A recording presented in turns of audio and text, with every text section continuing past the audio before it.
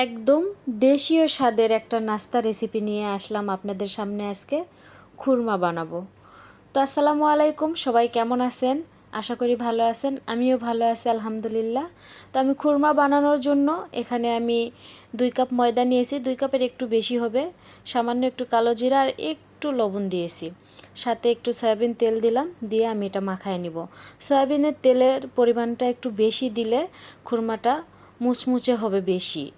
তো আমি এটা সুন্দর করে মাখায় নিয়ে আমি একটু একটু করে নর্মাল পানি দিব, দিয়ে এটা মাখায় নেব। পানিটা একবারে বেশি দিব না, কারণ বেশি দিলে নরম হয়ে যেতে পারে। এটা সাধারণ রুটি পরাটা যেভাবে আমরা বানাই ওইভাবেই আমরা বানাবো।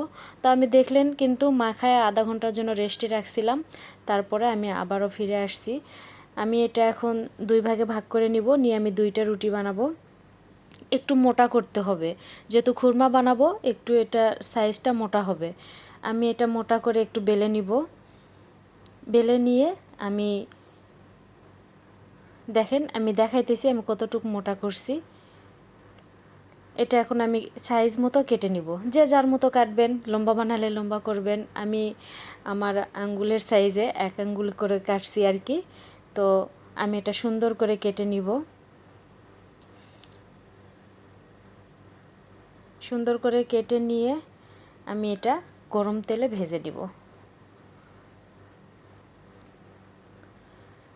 আমার সবগুলো কিন্তু কাটা হয়ে গেছে। আমি অলরেডি চুলাতে আমি কড়াই বসিয়ে দিয়ে তেলটা গরম করে নিয়েছি। আমি একের পর এক আমি খুরমাগুলো দিয়ে দিব। বেশি কড়া হিট করে দিব না, অল্প একটু গরম হলেই, তেলটা গরম হলেই আমি দিয়ে দিব, কারণ এটা লো হিটে ভাজতে হবে। বেশি কড়া হিট হলে একবারে উপর থেকে লাল হয়ে যাবে, ভিতরে নরম থাকবে, তখন খেতে ভালো লাগবে না। এটা ভিতর থেকে মুসমুসা হতে হবে। তো আমি এটা লো হিটে দেখেন চুলায় দেখা যাচ্ছে আমি 600-তে দিয়ে এটা আমি ভাজতেছি। আমি কিন্তু অনেক টাইম ধরে এটা ভেজে নিয়েছি। এটা আমার এক ব্যাচ হতে আমার প্রায় 8 থেকে 9 মিনিট এরকম টাইম লাগছে। তো এটা হয়ে গেছে, দেখেন কীরকম ব্রাউন কালার হয়েছে, দেখেই বুঝতে পারবেন আপনারা যে কীভাবে ভাজতে হবে। তো এটা ভেজে নিলাম, আমি আরও একবার ভেজে নিচ্ছি, 2বারে ভাজলে হয়ে যাবে আর কি। আমার ভাজাগুলো হয়ে গেছে। আমি এবার কড়াইতে গুড় দিয়েছি আর একটু পানি দিয়েছি, দিয়ে আমি গুড়টা গলায় নিয়ে গুড়টা একটু চিটকা চিটকা ভাব হওয়া পর্যন্ত আমি জাল করে নিব। যখন আমার একটু চিটকা চিটকা ভাব হবে, দেখেন হাতার থেকে কেটে কেটে পড়ে যাবে, তখন আমি এখানে খুরমাগুলো দিয়ে দিব। খুরমাগুলো দিয়ে কিন্তু অনবরত নাড়তে হবে। নাড়তে নাড়তে এটা একবারে ঝরঝরা হয়ে যাবে, কোনোটার সাথে কোনোটা লেগে থাকবে না, একবারে একটা একটা হয়ে যাবে।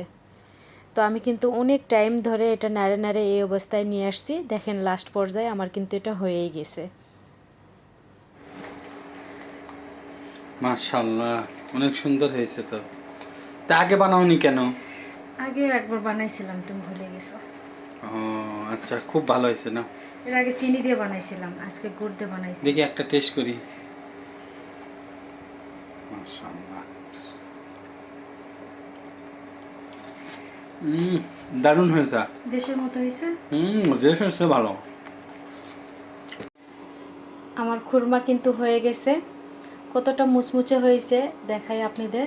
দেখেন এখনও কিন্তু পুরোপুরি ঠান্ডা হয় নাই, ঠান্ডা হলে তো আরও মুচমুচা হয়ে যাবে, খেতেও অনেক স্বাদ হয়েছে।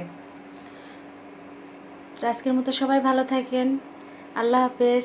ভিডিওটা যদি ভালো লাগে সবাই লাইক, কমেন্ট এবং শেয়ার করবেন।